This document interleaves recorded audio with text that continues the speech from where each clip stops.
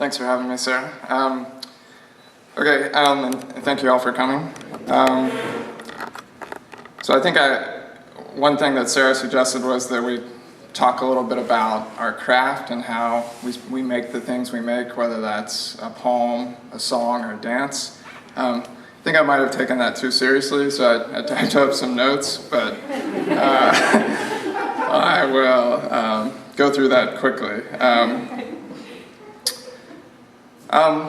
So for all the poems that I'm going to be reading, they came out of a strange place, and that they came out of these commonplace books that I compiled. So they didn't come from journals, or that I didn't sit down and just write these poems. I just recorded bits of text that were not only records of what I was reading at the time, but what moved me in a text. So there's no thematic organization other than this principle that this particular sentence made me sit up or raise an eyebrow, or I think of this quote often from Kafka: some of these bits of text were an axe to a frozen sea. And so all these poems sort of come from other places. And the weird thing is that I feel more attuned, than I was before, by drawing on other writers. Sort of heard my own radio frequency better by listening to other people. And it sort of felt, in compiling these commonplace books and then writing poems from them, as like traveling to the sister city of your hometown and sort of seeing your home for the first time. One of my favorite poets, Jack Spicer, talks about something called a theory of correspondence, and it's in his book After Lorca. And here's a quote from that book in which he talks about this theory of correspondence. And this is sort of, I think, what was happening to me with these commonplace books. This is Spicer. That tree you saw in Spain is a tree I could never have seen in California. That lemon has a different smell and a different taste. But the answer is this: every place and every time has a real object to correspond with your real object. That lemon may become this lemon, or it may even become a piece of seaweed, or this particular color of gray in the ocean. One does not need to imagine that lemon. One needs to discover it. So my odd take on Spicer is that for these poems, I had to read about a lemon tree in Spain before I knew what a lemon tree in my own backyard looked like. I had to write as other people before I knew what was necessary for me to write. Or they had to sort of create a collage before a self-portrait emerged. So I'm going to read from two sequences. The first is called The New Cinema, and the second one is fresh enough that I haven't even tried to come up with a title yet. But this first sequence, I was planning some continuing studies courses in Virginia on film genres from the 40s and 50s. It's like horror, sci-fi, and melodrama. I happened to be reading Macbeth at the same time, so there's a weird confluence. But what I did was I turned the critical sources, these essays about film, into short lyrics, into poetry. And so there's sort of these lyric concentrations of film criticism. They're brief, dramatic monologues of abstraction. So there's some original quotations that survive from the criticism, but it's more or less been translated into my own thinking and writing. And then the second sequence, I'll just jump right into that after reading from the first sequence. I was doing this thing where I was trying to read sort of vaguely religious texts each Sunday. I read Augustine's Confessions, the Gita, St. Ignatius of Loyola's Diaries. I sort of did the same thing where I would copy down bits of the text and shape them into my own thought. And so I have to admit also that some of these vaguely religious texts branched out into anything that had to do with absence. So I included bits from Hitchcock's Vertigo and Petrarch's Sonnet, so the scope expanded a little bit. But then I went a step further in the second sequence, and I took my transcriptions and translations and retranslated them. So this is about as solipsistic as you can get, because these are translations of me translating other people. But I'll read from the first sequence, the new cinema, and then I'll jump to the second untitled sequence. So this is the opening poem for the new cinema. Oh, and there are lots of, these poems are spaced in an unorthodox way on the page, and I'll try and represent that with pauses. The new cinema. I'm making a home video with people, with light, with flowers, with mirrors. All these untranslatable inner experiences. I have trust issues. Some critics call this a weakness. I simply assume each thing is trying to deceive me.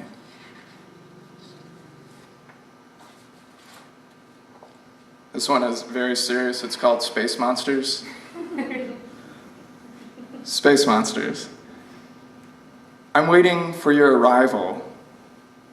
I'm waiting for a morally acceptable fantasy in which I can give outlet to cruel or amoral feelings. And the others? They're not at all sure why they're here, having these thoughts, having these feelings.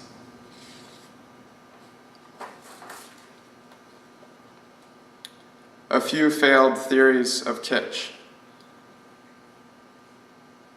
If I hear Phil Collins once more in this dentist's office, I'm going to shoot myself. The phrase is, if thine eye offends thee, my body beside itself. I'm not sure you understand. This painting of a flower has no right to interpretation. Got all serious on you. Guilt is a problem of language. I will advise you where to plant yourself. In the soil, in the rich dirt, that pasture behind your childhood home. What do you want me to say? Often language suggests a body where there is none.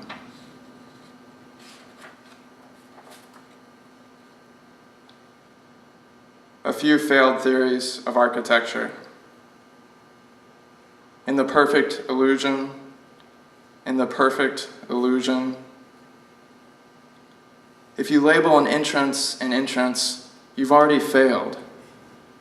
This is a fact of architecture. I do not think it is raining. I do not think it is actually raining.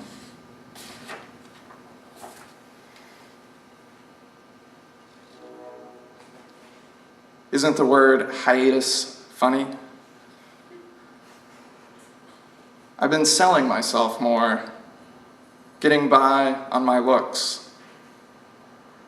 Sometimes you feel like you're on top of things. Then the obscure bird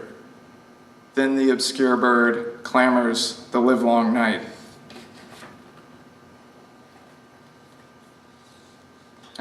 This one is called Swamp Creatures, and it's sort of a sequel to Space Monsters. Swamp Creatures. These poems have been illusory. Why have you taken them to be real? Here's a pool of water. Let's lie down beside it in the dark, in our original state. And this is the last one from that first sequence. It's sola fide.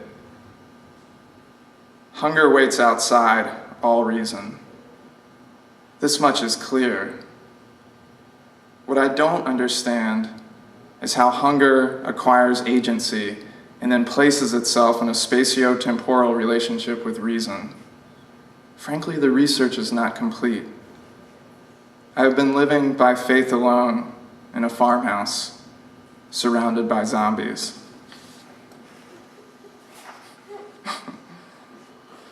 There's one thing that I really liked that one of my undergraduate professors said during a reading was, he was reading a funny poem, and he said, You know, you can laugh if you want, if you find it funny, and if you don't, fuck you. Okay, so this is the second sequence. And these are all sort of have time signatures, and they're a little bit different. So this is 2:31 a.m. Mainly, light is a kingdom of waste, easing in and out of focus, its cold hand on my shoulder now.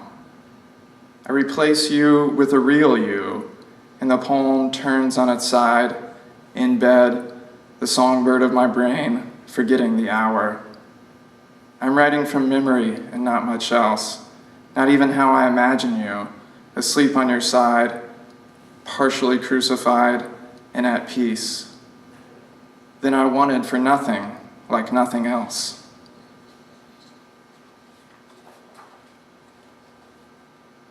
"1:14 p.m. If you would just dissolve one of us, I would be bleached and rid of, at least here. Talk to me. I want to forget the specifics of my own life. Most days, my brain is legion and fever, a shit ton of worry. Most days, my mind splits like a nation, its body politic looking the other way. If I'm trying to erase you, it's not on purpose. Let the breeze spread the spark just a little. Let my heart be devastated. Let me burn to the foundation like the barn near my childhood home with evidence of horses, though when we found it there were none.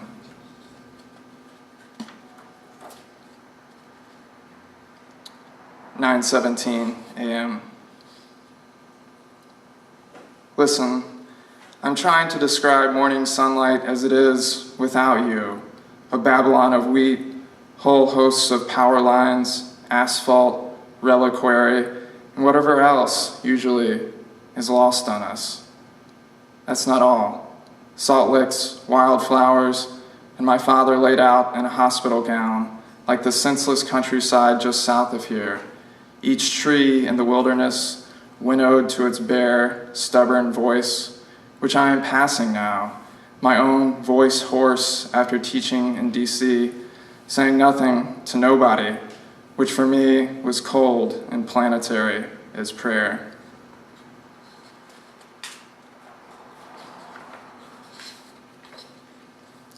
"11:45 a.m. Hard to say what's gone. Hard to say where home immigrated. I'm not sure of much these days, except your absolute quiet at noon, and the grass laid out and bronzed in inarticulate stillness. I keep thinking it's possible you answer us with fictions, hallucinatory years in which you hover in the starry air, which is not here now, the sun burning through the haze for the first time this summer. Thanks.